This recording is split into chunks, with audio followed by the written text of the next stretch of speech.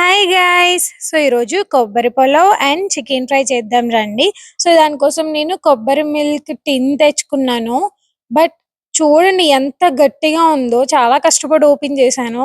ఇంకా దాంతో పనవ్వదులే అని చెప్పని బగారా రైస్ స్టార్ట్ చేశాను సింపుల్ అని.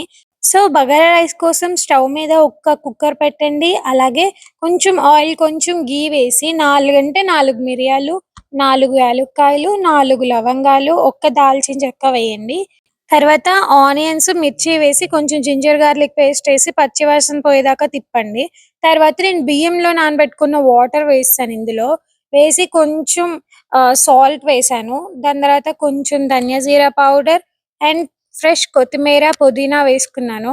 అలా మరుగుతూ ఉండాలి. ఆ టైంలో రైస్ వేసేసి మంచిగా 3 విజిల్లొచ్చాక స్టవ్ ఆఫ్ చేసి అలాగే 10 మినిట్స్ వదిలేయండి.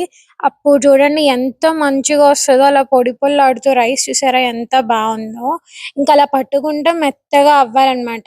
అంతే ఈలోపు నేను చికెన్ ఫ్రై గూడా చేసేసాను.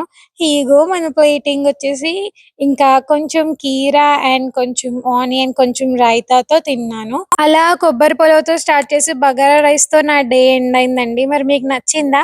బాయ్.